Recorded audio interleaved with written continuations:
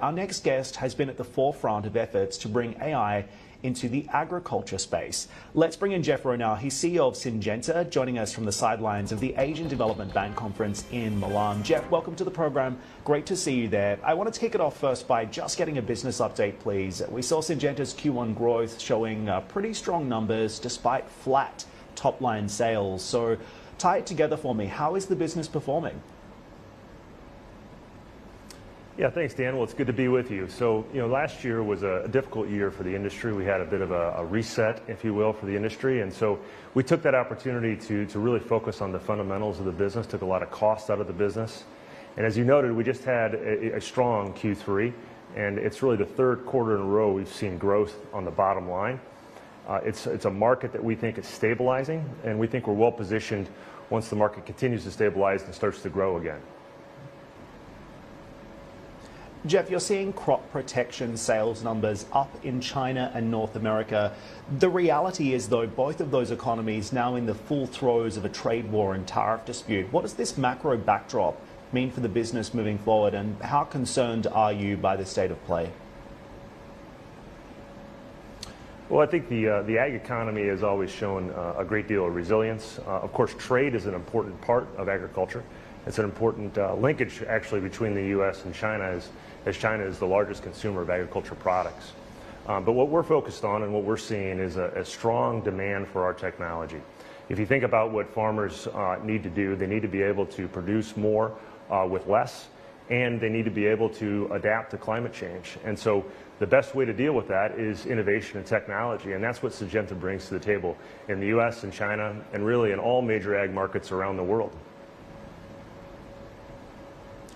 So I wanted to ask you about that specifically because we have also seen Syngenta recently calling off an IPO in Shanghai. So how are you thinking about your global footprint now and your supply chain strategy? Are there still plans to go public at some point despite the macro backdrop right now? Yeah, I mean, we've been public of the fact that we do eventually plan to come back to the markets, the public markets. But again, we're very much focused right now on what is it that we can control, and our business operations is, of course, front and center. We will come back to the markets when the timing is right. But one of the things that is really important for us, as also will be important for future investors, is just the quality of our pipeline. We have what is considered to be the highest value pipeline in the industry. We're the world leader in crop protection globally. We're the number 3 player in seeds. And we're the leader in biologicals. We're an organization that is leading the transformation to biologicals. So there's a lot of great things going on in our pipeline. And one of the things that we know for sure is that the world is going to need more food. The world is going to need more resilience in agriculture. And Syngenta has a really important role to play.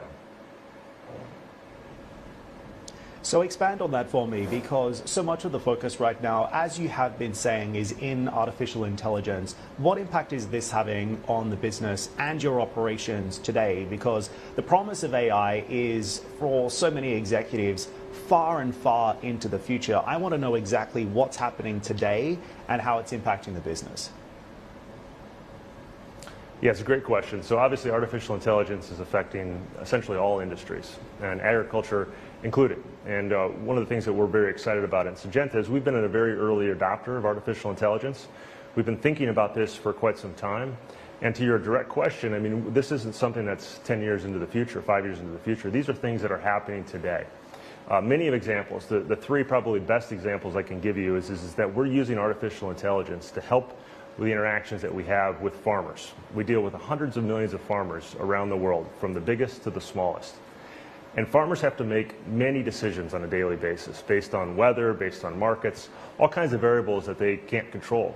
So our ability to leverage our connection with farmers and our expertise in artificial intelligence is helping farmers make better decisions today than they could 5, 10 years ago. So that's the first example. The other 2 examples are internal.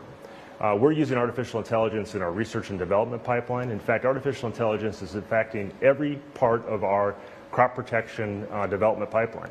So we're using machine learning and artificial intelligence to make better decisions on the products we bring to the farmers, next generation products, I should say. And so that allows us to make better decisions today, which will shorten the timeline, get innovation into the hands of farmers faster, more efficiently, and more effectively. And then the third is just internal operations. We're using artificial intelligence to improve our efficiency. We have, you mentioned about supply chain, we have a very complex global supply chain. And so we're using artificial intelligence to be able to improve the decisions that are being made, to de-risk the supply chain, reduce our cost, improve our efficiency, and improve our reliability to farmers at a time when there's a lot of disruption in the supply chain because of some of the tariff discussions. We're making sure that we have the products in the right place so that farmers can use them when they need them. Jeff, so many topics, so little time. Wish we could extend the conversation. We'll have to save it for next time. We'll leave it there. Jeff Rowe there, the CEO of Syngenta, live for us on the sidelines of the ADB conference in Milan. Jeff, thanks again for the conversation.